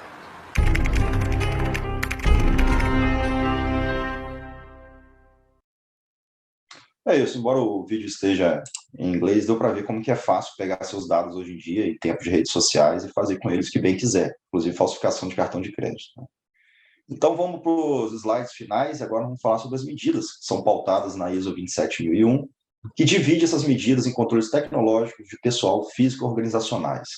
Isso aqui é bem interessante, pessoal. Vamos iniciar, então... isso aqui é importante mencionar também, que são os pilares da segurança da informação, né? Que é confidencialidade, integridade e disponibilidade. Os dados têm que ser confidenciais, você tem que sempre, para a segurança dos dados tratados, tem que ser confidenciais para você tratar, tem que ser íntegros, os dados têm que ser mantidos de forma exata e tem que estar disponível para quando você quiser acessar. A gente bem sabe que uma simples queda de energia ela é considerada, assim, um incidente de segurança da informação, como, por exemplo, o aplicativo da Unimed que parar de funcionar. Então, isso quebra a segurança da informação. Aqui de medidas tecnológicas, pessoal, eu não tenho conhecimento do pessoal de TI que possa estar presente aí, então eu peço desculpas por ser raso nessa parte, mas são as partes mais interessantes que eu separei para conversar com os senhores. Medidas que a gente pode adotar no dia a dia para evitar vazamento de informações e maltratamento. Iniciar pelo básico, né, que são as senhas. As senhas não podem ser aquelas senhas repetidas, elas no aniversário da avó, elas têm que ser sempre trocadas. Tem que ter, o pessoal de TI certamente é bem atento para isso, os controles de acesso, autenticação, os logs, segregação. O que isso acontece, pessoal? Para tudo que você fazer em sistemas informatizados, ter a sua pegada, ter o seu rastro, o seu registro. E você tem que ter acessos segregados de informação. Você não pode chegar, uma pessoa ter acesso a tudo dentro de um hospital, tudo dentro de uma clínica. Tem que ser segregado para a sua função. Isso acontece, o Einstein cita isso, em pessoas publicamente expostas, que elas têm uma ala separada para ser atendidas e evitar esse tipo de problema. Isso tudo gera um não repúdio. O que é isso? A partir do momento que você tem autenticação e logs, a pessoa não consegue falar assim, mas não fui eu que fiz. Como não foi você que fez? Está aqui registrado no log. Então, isso gera um não repúdio por parte da pessoa. Também é muito importante ter uma política de segurança da informação bem estabelecida sobre e-mail, que, óbvio, não abrir e-mails de pessoas desconhecidas, não ficar reencaminhando e-mails, não misturar e-mail pessoal com e-mail profissional. Ter a criptografia para ser instalada também, muito importante. Os softwares que são utilizados, você tem que ter a política para saber quais você pode instalar. Qualquer computador pode instalar qualquer software? Não pode. Tem que ser software licenciado e constantemente atualizado, com firewall, para evitar esses problemas. E uma política moderninha que é o BioD, que é o Bring Your Own Device, que é bem Google, né? Aquelas pessoas que trabalham com o próprio computador, traz o computador de casa, pluga na rede, trabalha, acabou, pega o computador e vai embora. Você imagina como que isso expõe toda a rede, você entrar com o seu computador pessoal e uma rede profissional. Então, tem que ver se a sua empresa vai aceitar, como que vai lidar com isso, fazer toda uma política de segurança de informação sobre esses casos moderninhos também. Cito também como ofensas tecnológicas, obviamente, a possibilidade de pegar um vírus, que todo mundo sabe que danifica a máquina, dispositivos. Os trojans, que são aqueles que se instalam de maneira secreta, não estragam o computador, o dispositivo, mas ficam passando informações. Em tempos de fake news também tem o hoax, que é encaminhamento de correntes, de fake news, que clique aqui para passar essa corrente, assine aqui, coloque seus dados para fortalecer. Não pode entrar nessa. E o phishing também, que são esses e-mails maliciosos que são mandados para você clicar e a partir dali você já autorizar acesso para os invasores. Inclusive, na pós-graduação lá do Einstein, o professor que comanda a telemedicina estava contando que o próprio Einstein, de maneira secreta, assim, ele manda esses e-mails de phishing para a pessoa. Promoção na Casa Bahia. Aí a pessoa olha, clica, aí aparece o slogan do Einstein e fala assim, parabéns, você acaba de ganhar um dia de treinamento anti-phishing. Então, eles mesmos fazem essas políticas para pegar os mais desavisados. E a gente acaba caindo nisso mesmo, né? Medidas de pessoal, doutores. No trato, seja com fornecedores, colaboradores, todo mundo tem que ter essas medidas de atenção para a segurança de dados pessoais. Primeiro é o trabalho remoto, muito famoso, mas como está essa estruturação do trabalho remoto? Ele acessa uma VPN para entrar na rede? Qual a proteção que ele tem para acessar de maneira remota a sua rede? Esse é o basilar. Tem que ter treinamento da equipe. Como dizem, é gotejamento. Treinamento é gotejamento. Drip, drip, drip. Tem que sempre estar treinando a equipes para rever tudo isso, para rever a ISO, conversar sobre onde eles veem fragilidades que podem ser melhorados. Treinamento faz parte da boa governança e é fundamental para uma boa empresa. Essencial também, doutores, é o acordo de confidencialidade, chamado NDA, Non-Disclosure Agreements, que tem que ter em proteção de dados, especificamente dados sensíveis. Tem que ter a cláusula lá no contrato, seja de fornecedor, de colaborador, com tudo, que se responsabiliza. Isso tem modelo jurídico dos advogados especializados, sabem trabalhar com isso, para dizer quais são os direitos que tem, como vai ser trabalhado aqueles dados, e coloca uma cláusula penal lá, assim, se for quebrado, a indenização é de tanto. Já coloca lá esse acordo de confidencialidade para evitar vazamento, que seja proposital, que seja sem querer também. Tem que ser punido, tem que estar ciente sobre isso. O due diligence, muito utilizado por empresa, acredito que vocês devem utilizar também, que é triagem de candidatos, seja a trabalho, a fornecedores, a colaboradores, tem que fazer essa pesquisa sobre essas pessoas também. Tem que ter canais de reporte para eventos de segurança da informação, um canal simples. Por exemplo, uma pessoa, a secretária dos senhores, está identificando um problema no hospital. Ela sabe a quem reportar isso? Como que ela vai contar isso? Para quem que vai conversar sobre isso? Então, tem que ter esse canal de fácil acesso para reportar eventos de insegurança da informação. E um delicado aqui também, senhores, que eu trago, que é a responsabilidade após rescisão de um fornecedor, vamos dizer assim. Tem que estar especificado que ele continua responsável por zelar por o sigilo das informações que ele tem lá. Tem que falar isso com ele. Chega-se até, assim, em grandes empresas, até essa política de segurança da informação, que é demitir a pessoa, que seja no começo ou no final do expediente de trabalho, ter aquela conversa desagradável e, de forma velada, educada, fazer esse acompanhamento dela até a sala dela, vai conversando para ela poder pegar as coisas e poder sair. Porque se a pessoa fica enfurecida com alguma coisa, chega lá, deixa portas virtuais abertas ou faz vazamento de dados, vai demorar muito para a empresa perceber e vai demorar muito para investigar. Se tiver uma empresa de compliance boa, para poder fazer essa investigação corporativa até chegar nessa pessoa. Então, para evitar esse problema, faz esse acompanhamento com a pessoa que seja da confiança dela, para explicar a situação, ajuda ela, para não ter essa dor de cabeça também. Medidas físicas, pessoal, também a proteção de dados exige medidas estruturais, vamos dizer assim, né, que são esses chamados. Tem o anel externo, tem o prédio, o local de trabalho e o objeto. Quanto mais sensível for a informação, você vai colocando para dentro do seu prédio e vai colocando áreas de controle de acesso. Para que esse objeto muito sensível, vamos usar um exemplo frívolo, você colocar logo na parte interna o prontuário do paciente. Isso está errado. De fácil acesso, você rapidamente visualizar. Tem que ter todo o cuidado. Armazenamento, então, o local do backup tem que ser todo resguardado. Para isso existem as medidas da ISO para proteger e fazer comandar dentro do prédio para poder chegar na informação. Dentro de medidas físicas, também se destaca o controle de entrada e acesso a áreas seguras, seja pessoalmente, com seguranças, ou vídeo monitoramento da segurança física, posicionamento seguro dos equipamentos. Isso aqui pode parecer basilar, mas nem sempre acontece, que é você proteger, por exemplo, a sua tela do seu computador, não deixar exposta a público. Existe algo basilar também nisso, que é o tal do CPF, né? Você quer CPF na nota? Quero. Fala o seu CPF, você pede para o paciente gritar o CPF. Basta colocar um teclado para o paciente digitar, para outras pessoas não precisarem ouvir. E como mostrei no vídeo, ali, com um simples CPF, você consegue fazer horrores contra a pessoa. Tem que ter uma política de regramento das mídias de armazenamento, onde vai armazenar, como vai descartar. Os senhores que trabalham com dados sensíveis têm que saber contratar empresas específicas para destruir essas mídias. Tem gente que fura HD, isso é certo mesmo, tem que fazer dessa maneira.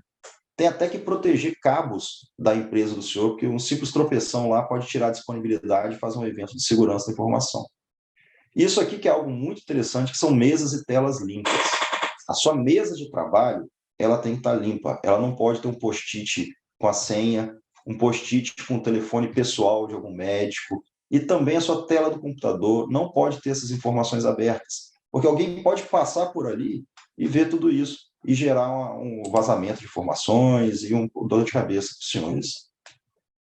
Chegamos às últimas medidas, senhores, que são as medidas organizacionais,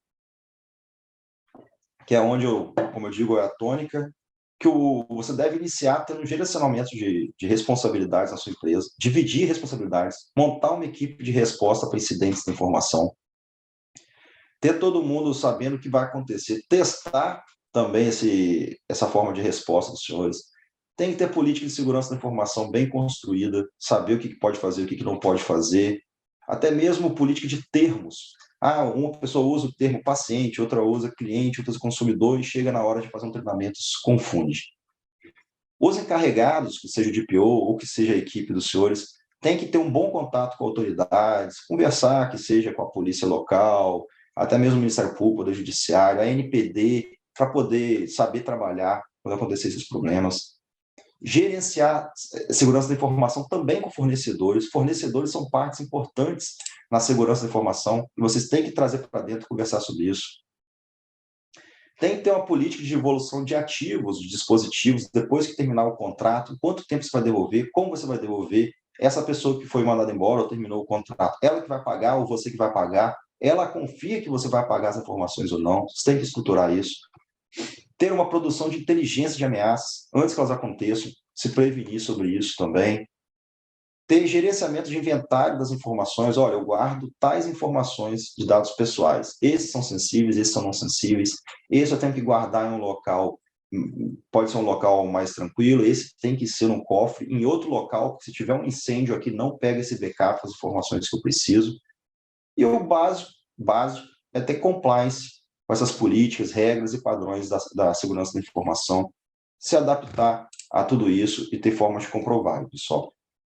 E se acontecer algum problema, que a gente vê que acontece cada vez mais, como eu disse, tem que saber lidar com incidentes de segurança da informação, treinar a equipe, testar, ter a equipe construída, ter o procedimento de resposta pronto, de fácil acesso, medida para avaliar o que está acontecendo, para parar aquela questão, para reprimir e também para recuperar os artigos.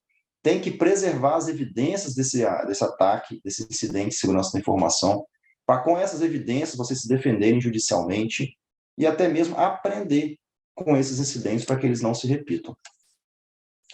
Senhores, então, me despeço com a palavra do Yuval Harari, esse livro é muito bom, em que ele fala o seguinte: no presente, as pessoas ficam contentes de ceder seu ativo mais valioso, seus dados pessoais, em troca de serviços de e-mail e vídeos de gatinhos fofos gratuitos. Quem nunca, né? É um pouco como as tribos africanas e nativas americanas que inadvertidamente venderam países inteiros a imperialistas europeus em troca de roupas coloridas e bugigangas baratas.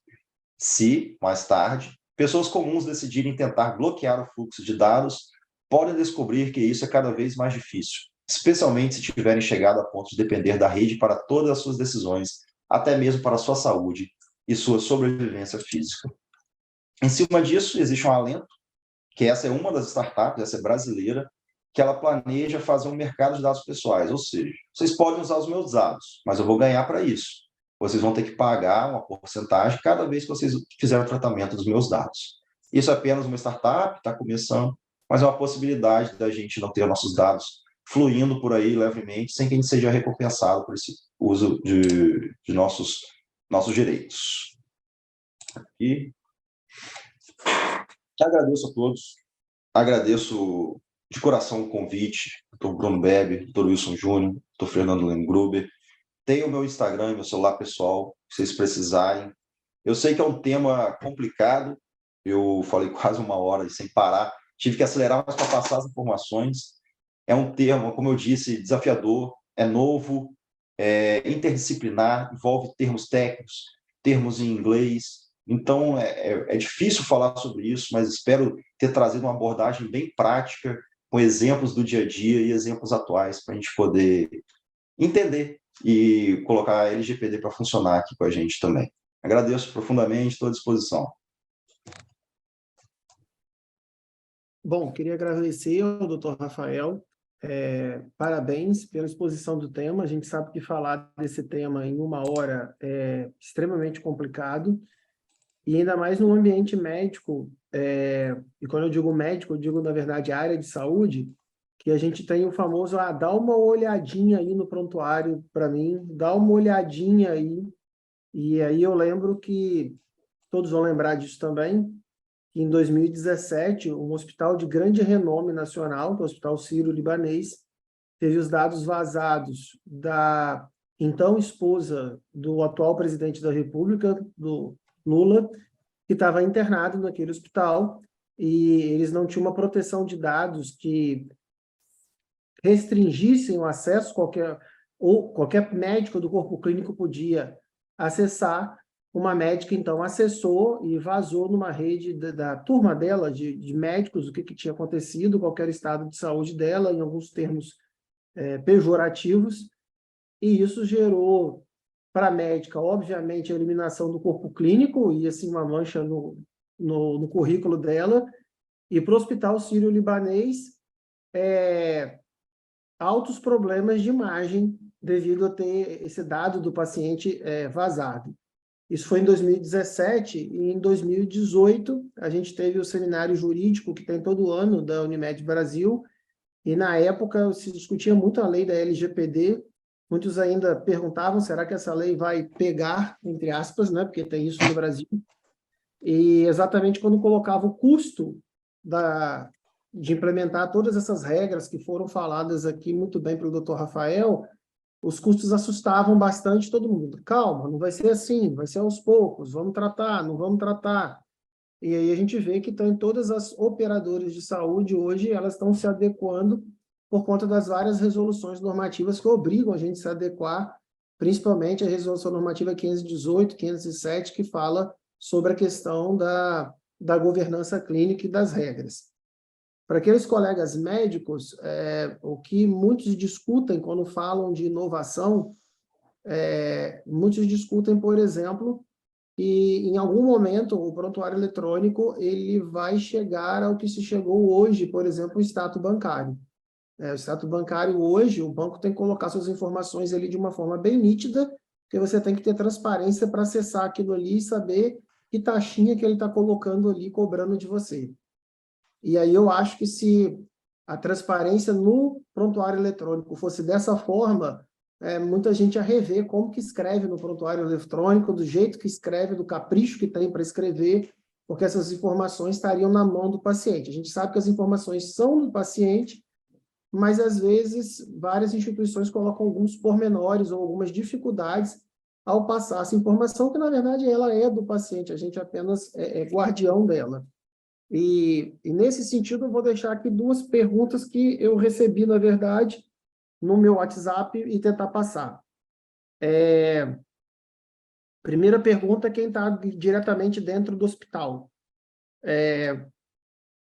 Às vezes, algum colega pergunta para outro colega ou liga e pergunta para alguém que esteja ali prestando assistência ao paciente, uma informação. Escuta, pode acessar a ficha do fulano? Eu sou conhecido dele, ou um conhecido dele me pediu uma informação e eu queria passar essa informação. Lembrando que essa pessoa, às vezes, que vai acessar, ela não está diretamente ligada ao cuidado desse paciente. Então, ela acessa um paciente e os dados estão ali públicos, porque ele está internado no hospital, mas eu que estou acessando, eu não sou responsável pelo cuidado desse paciente. E, na verdade, não estou a priori, agindo de má fé, eu estou, na verdade, às vezes tentando passar alguma informação para algum familiar, alguma coisa assim, mas eu não estou envolvido na assistência daquele paciente e estão pedindo para eu dar aquela olhadinha para passar uma informação. E aí a pergunta que fica eu posso dar essa olhadinha? Eu posso responder via WhatsApp, fotografando ou não fotografando, dizendo, olha, olhei, o paciente está assim, assim, assado, eu entrando num dado do paciente, de novo, repetindo, eu não estou responsável pela assistência dele, eu só estou entrando para olhar. Essa é a primeira pergunta. E a segunda pergunta, que hoje é uma prática muito comum nos nossos consultórios, o paciente nosso faz exame, seja um exame de imagem, um exame de laboratório, e aí depois, para a questão de agilidade do consultório, você fala com ele, olha, quando o exame estiver pronto, manda o exame para o WhatsApp aqui para o consultório para eu poder olhar. E aí ele manda pelo WhatsApp do celular do consultório, a secretária fala, ó, recebi aqui o WhatsApp do paciente X, e aí você olha o prontuário dele e vê se está tudo certo. E aí, assim, é um dado sensível, é um dado que ele está disponibilizando para você, mas eu duvido que alguém apague o WhatsApp depois dessa informação que você consultou, olhou ali e registrou devidamente no prontuário. A maioria das vezes você vai deixar aquilo lá perdido no WhatsApp do seu celular. Mas voltando, então, assim, a primeira pergunta, se é permitido essa olhadinha, mesmo que seja por boa fé, no prontuário, para um familiar ou para algum colega médico que está pedindo informação. Pois é, ótimas perguntas, doutor Fernando. Bom, eu não posso nem dar uma orientação jurídica no sentido que poderia dar essa olhadinha, né? Isso não tem como. Isso aí, vocês mesmos sabem que eu uso. Agora funcionou. Estava desligado aqui. Não tem como dar essa olhadinha. Vocês têm que se resguardar sobre isso. Hoje em dia os vazamentos estão cada vez maiores, vocês trabalham com dados sensíveis. Essas questões aí tem que ter jogo de cintura. Se for um colega, aí você explica para o colega que não pode ser dessa maneira, pode comparecer para olhar e tudo. O acesso não pode ser livre, e nem falo de LGPD, o próprio sigilo médico também impede isso, possibilidade de responsabilização no CRM. Então, eu não aconselharia de forma alguma ainda que seja no coleguismo, tem outras maneiras de conseguir isso e evitar problemas. Na área dos senhores não pode ter esse risco, não. E quanto a outra questão sobre compartilhar para o WhatsApp, né? Se a pessoa consentiu em mandar esse exame para o WhatsApp, não haveria problema nesse contato, porque ela consentiu. Mas o problema, como o senhor bem citou, é referente a onde vai ficar armazenado isso. Porque a gente até sabe que, às vezes, a gente não sabe trabalhar com a nuvem. E o próprio Google Drive, por exemplo, ele armazena coisa que você acha que você apagou e está lá. E está lá misturado com outras coisas. E tem um vazamento de Google Drive, vaza exames de pacientes, exames por vezes delicados, pessoas publicamente expostas. Então, a partir do momento que você coloca no seu celular, provavelmente é um celular pessoal, não é um celular profissional, e mistura com outras coisas suas, você está assumindo um risco muito grande de se responsabilizar sobre o vazamento desse exame. Se você tiver a diligência de apagar e saber realmente que apagou de todos os locais, informar a pessoa, e aconselho que seja um WhatsApp profissional e não pessoal, aí não haveria problema. Mas, como eu digo, a gente trabalha com risco. Então, tem que ver gerenciamento de risco. Se você aceita isso, eu acho que na prática eu tenho que fazer isso, porque é só assim que eu trabalho, ok. Mas o aconselhamento jurídico é por outro lado. Você não pode abrir esse flanco de vazamentos, não. Bom, tem uma mão levantada aqui, doutor Bruno Beber, por favor. Está me ouvindo bem aí? Bruno, Oi. Bruno, você me permite complementar? Claro. Obrigado, Bruno. Boa Você falou, por exemplo, aí, Rafa, que não pode você atender o colega que está no telefone e tal, para poder dar a informação, isso é bastante claro. Mas, mesmo enquanto médico, se eu não estou participando do cuidado desse paciente, eu posso ou não posso acessar esse prontuário. Digamos lá, eu sou da equipe do pronto-socorro e esse paciente está internado no CTI, eu não vou ver esse paciente, eu não vou fazer parecer nesse paciente, eu não fui convidado a opinar, não sou responsável por ele, eu posso ir lá xeretar a pessoa? Entendeu? Me parece que não. Acho que isso, às vezes, é uma menção que as pessoas não se ligam. Eu queria, até porque você tem um tratamento disso no sistema. Está cortando um pouquinho que alguém falou em cima, mas acho que eu entendi a pergunta. Se outras pessoas poderiam ter acesso ao prontuário. O primeiro passo que tem, assim, normalmente tem casos que o próprio paciente aceita, ou o paciente autoriza, aí esse outro médico ir lá olhar. Aí você faz um termo para a pessoa poder olhar, como eu digo, aconselhamento jurídico. Você faz um termo para esse médico poder ter acesso e tudo, você faz esse reconhecimento junto ao prontuário. Mas em situações em que você está em dúvida, mesmo que sejam situações de urgência, emergência, tem que ter um canal melhor para conversar sobre isso do que conversar por telefone. Vocês estão se abrindo muito, deixando muito espaço aberto para vazamento de informações e para risco. É trair muito risco para vocês ficarem atendendo dessa maneira. Mas o colega não vai gostar. Infelizmente, dessa maneira não tem como vocês prestarem informação. Mesmo que seja caso de urgências, tem que construir um outro canal de acesso. Por telefone, dessa maneira improvisada, é trair muito problema para vocês. Esse é o entendimento jurídico que eu daria para os senhores, mas no trato diário fica por parte dos senhores. Obrigado, Bruno. Primeiramente, parabéns, Rafael, muito bom. Eu gosto de falar que no passado era aceitável, as pessoas fumavam dentro do carro, viajavam e a família estava lá, e isso era normal. Hoje em dia isso é impensável, né? Isso é inaceitável. A gente tem que se adaptar às novas rotinas, o que é novo e o que daqui para frente é obrigatório, né? Acho que também a gente tem que saber que a internet, por mais a gente parece que está anônimo, mas cada vez que você dá um clique, você está deixando rastro. Então, assim, não tem jeito, a gente está sendo sempre mapeado. Por mais que a gente ache que está anônimo, a gente está sendo mapeado, né? E eu acho que essa adaptação ela vai ser difícil, mas que depois que a gente azeitar, que a gente aprender a trabalhar com essa nova forma de trabalhar, o produto final vai ser importante para a gente. Ele vai ser bom, dá trabalho agora, mas depois o que a gente vai ter vai ser legal. O que a gente tem que imaginar que também, a gente está só analisando o lado de cá como médico, como gestor de cooperativa, mas a gente tem que analisar também que a gente também é um indivíduo e que os nossos dados também vão estar sendo protegidos. Mas, para finalizar, eu queria te fazer uma pergunta. A gente está tentando desenvolver, isso é uma coisa que tem acontecido em âmbito nacional, mundial, mas aqui, especialmente na Unimed, a gente tem feito, que é o prontuário eletrônico do paciente.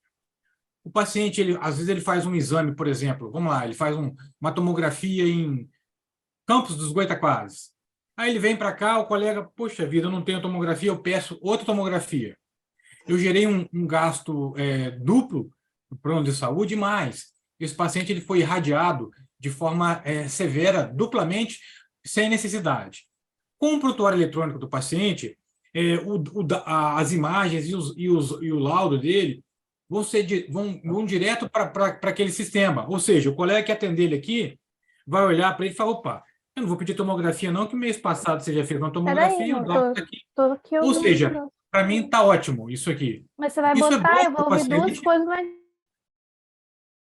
Isso é bom para o paciente e isso é bom para o operador, ou seja, para o sistema como um todo. Mas como a gente tem que fazer para que isso não fira a LGPD? Não sei se eu fui claro, fui? Não, foi sim, foi sim. Essa questão é excelente, né? Esse sonho do prontuário eletrônico totalmente integrado, inclusive tem o Open Health, né, que estuda isso até mesmo o próprio SUS, fazer essa integração igual está acontecendo com os contratos de seguro. Isso é bem interessante, sim. Não tem problema, dá para ser adaptado pela LGPD, essa transferência imediata, o próprio consentimento do paciente também pode servir para atrair isso, sem qualquer problema.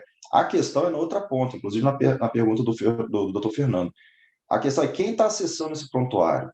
É acesso para todo mundo, mesmo quem não está na assistência, mesmo quem não está no cuidado, tem maneira de acessar esse prontuário eletrônico? Acessa, mas acessa todo ele ou acessa determinados segmentos que elas podem? A pessoa tem acesso total a todas as informações do prontuário para fazer essa juntada e tudo, entendeu? Essa parte do prontuário em si que tem que estar bem trabalhado pelos senhores, controle de acesso. Só vai ter acesso a essas informações quem precisar trabalhar com essas informações. Isso é algo que vocês têm que fazer a política para saber. Beleza, era isso mesmo. Bruno, me permita, só complementando, aqueles colegas que já estão trabalhando ou na atenção integral à saúde, ou nos nossos centros de especialidades, eles já estão lidando com esse prontuário eletrônico. Obviamente, ele ainda está sendo melhorado, ele não chegou ainda até os consultórios e as clínicas, porque ele necessita ainda de melhoras, mas os colegas, para acessarem o prontuário, eles têm que baixar um aplicativo, né, que é o Bird ID, que na verdade é um token. Então, assim, você entra com a sua senha, é rastreável quem está entrando no prontuário, e aí você recebe, toda vez que você vai entrar, uma chave nova de acesso, e você coloca essa chave de acesso, e aí você consegue entrar, e o paciente listado ali para você é o paciente que você vai assistir, né? Não é o que aparece ali disponibilizado na sua agenda. E quando você está escrevendo naquele prontuário, hoje, o programa ele permite que você coloque ali, se você quer que as suas anotações elas fiquem públicas aos outros colegas ou não. Às vezes é um dado mais pessoal que o paciente compartilhou ou colocou, e aí você quer, de alguma forma, esse dado ficar mais protegido. Mas, de novo, é um prontuário que, dentre aquele que estava disponível no sistema Unimed, e eu digo até no sistema de saúde, após exaustivas pesquisas aí de mais de 2 anos, ele é o que melhor nos atendia exatamente na questão da LGPD, foi um dos pilares que a gente olhou a questão do prontuário, mas a gente acha que ele ainda necessita de algumas melhoras pontuais. E lembrando que ele tem senhas de camadas diferentes, né? Então, assim, o pessoal aqui que está do secretariado, que vai acessar, você tem a senha da secretária. Ela te permite algumas coisas, fazer o cadastro do paciente, telefone, agenda, enfim.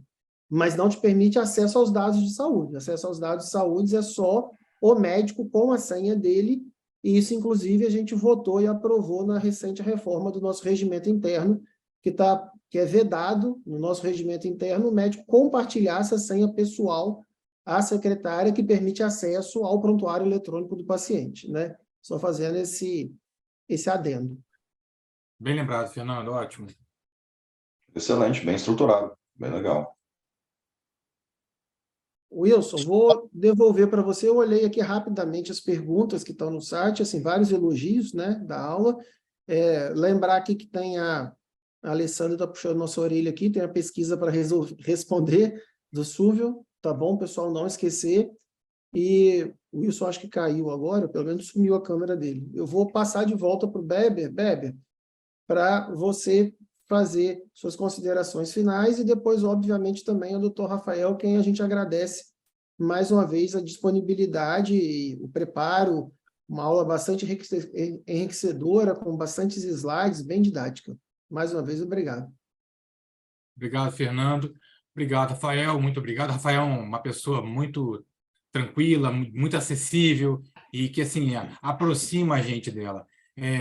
Eu acho que, assim, a gente, com uma assessoria, a gente vai se assegurar de que estamos fazendo a coisa correta de acordo com a lei e que essa lei não vai nos impedir de trabalhar de forma adequada. Enfim, é isso. Mais uma vez.